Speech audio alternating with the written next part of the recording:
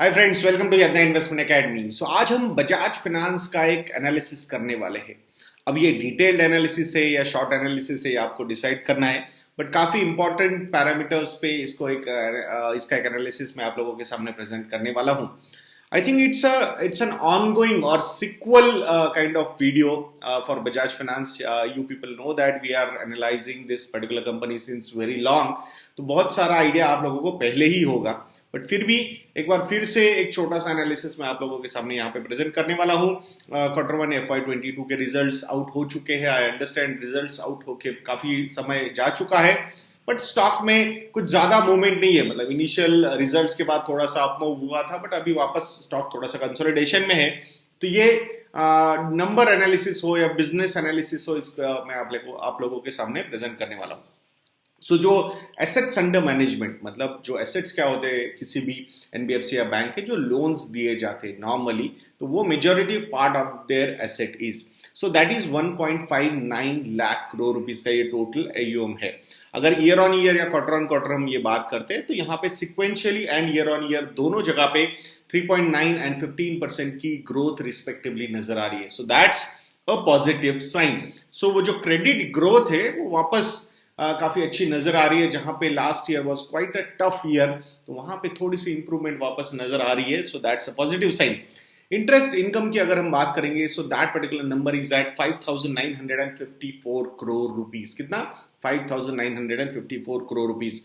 So year on year this number is has gone up by 3%, but quarter on quarter this particular number is down by 1.3%। Majorly यहां पे अगर आप देखोगे, जहां पे आपका एयूएम ग्रो हुआ है बट आपका इंटरेस्ट इनकम कम हुआ, इट मींस जो डाउनवर्ड मोमेंटम हमने इंटरेस्ट रेट्स में देखा है, that is clearly visible over here.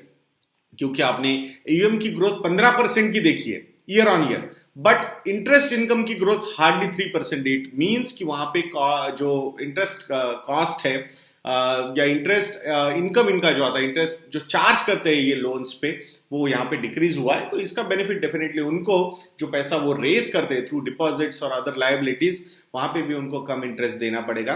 So it's a win win situation, there is no problem. Ratios में इसके बारे में बात करेंगे हम। Fee and other income is up by 16% year on year, but quarter on quarter it is down by 10.6%।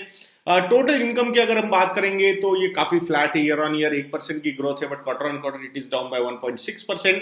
Interest expenses की अगर हम बात करेंगे, so this particular number has gone down by 10% in year on year अगर हम बात करते हैं, but quarter on quarter this particular number has gone up bye 2.6%। So net interest income का अगर नंबर हम देखते हैं 4,489 करोड़ रुपीस का, सो that particular number is up bye 8% year on year, but quarter on quarter it is down bye 3.6%। Operating expenses जो है वो year on year 19% से बढ़े हैं, but quarter on quarter they have decrease their operating expenses by 14%। It is positive because ultimately it is like cost to income ratio या cost efficiencies बढ़ाने का ये एक अच्छा तरीका है। So that's a positive sign. Operating profit, but pre-provisioning operating profit is at 3,116 crore rupees.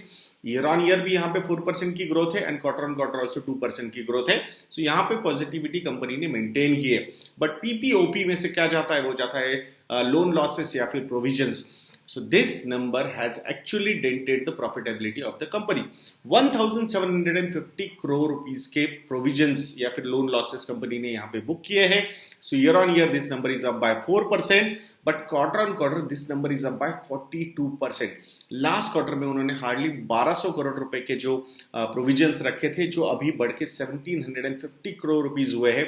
So that's not a positive sign, और इसी वजह से जो डेंट हुआ है उनकी प्रॉफिटेबिलिटी में तो वो जो है वो 1000 करोड़ रुपीस का नेट प्रॉफिट कंपनी ने रिपोर्ट किया है।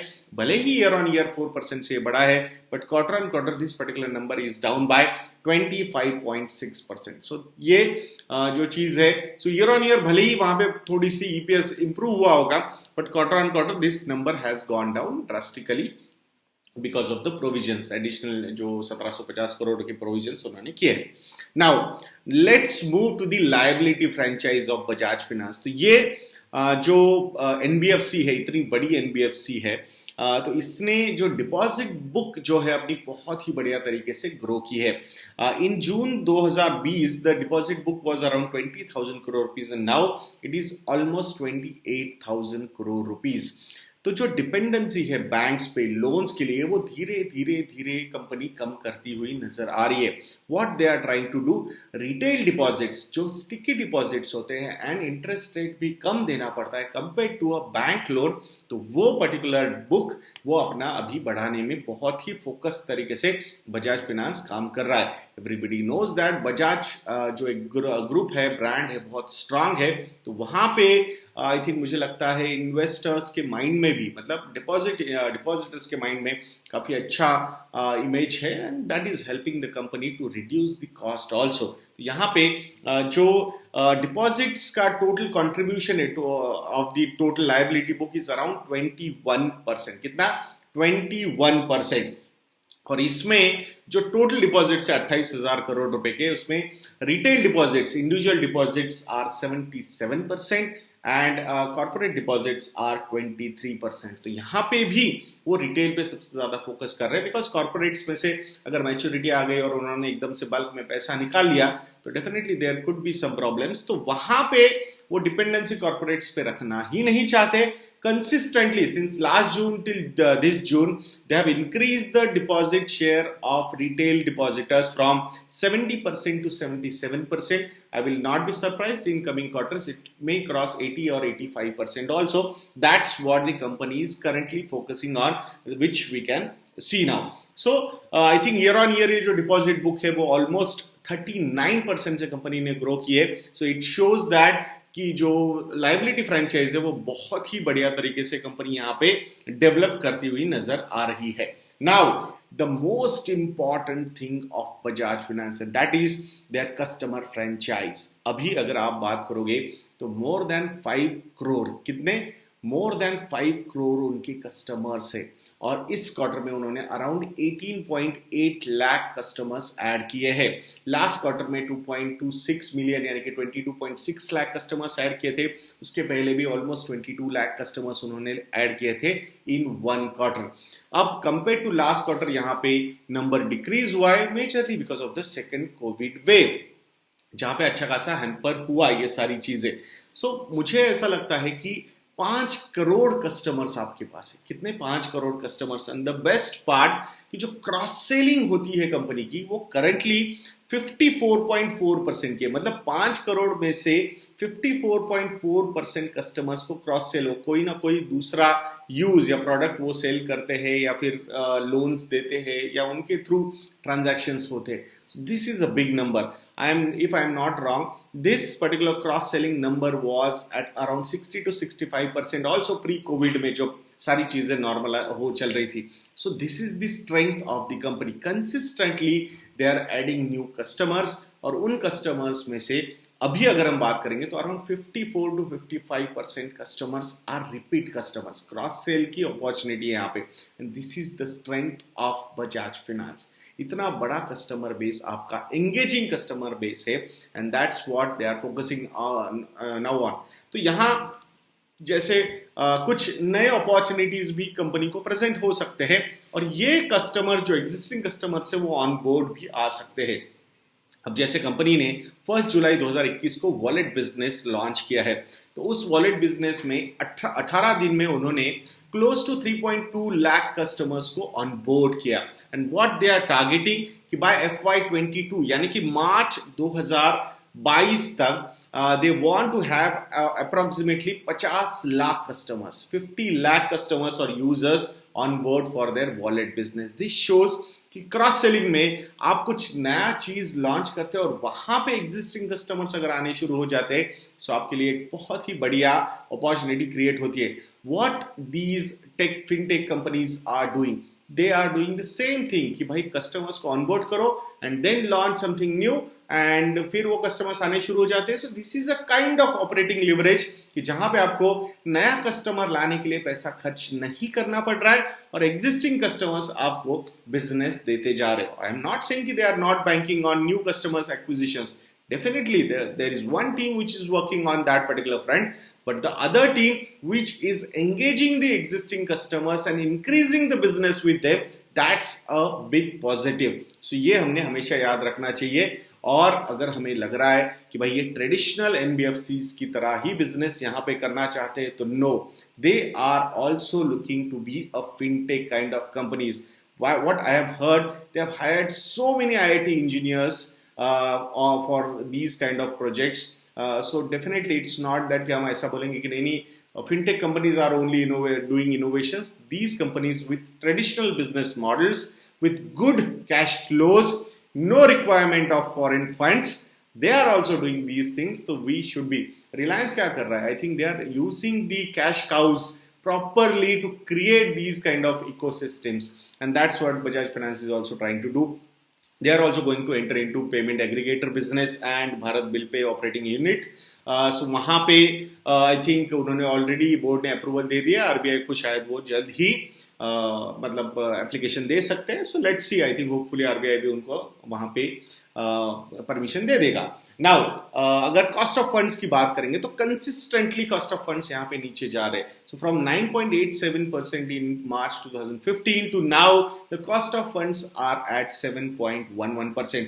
एंड ये जो नंबर है ये हमने कंसिस्टेंटली नीचे जाते हुए देखा है. So this improves the profitability and the net interest margins also of the company.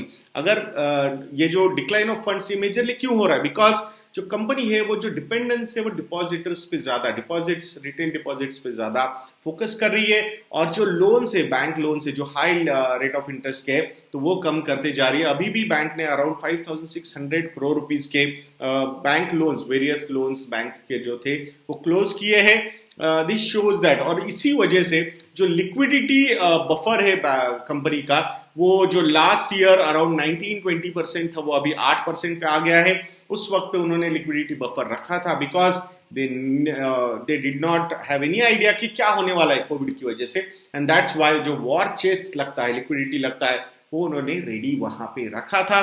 But now they are feeling confident about raising the money at lower interest rate, and that's why they are paying off the high interest rate bank loans जो maturities वगैरह पे आ रहे हैं, या फिर they are negotiating really very hard with the banks also कि भाई interest rate इतना हम नहीं देंगे, you will have to cut down on the interest rates, otherwise we have other options to available to raise money, and that's what is currently happening.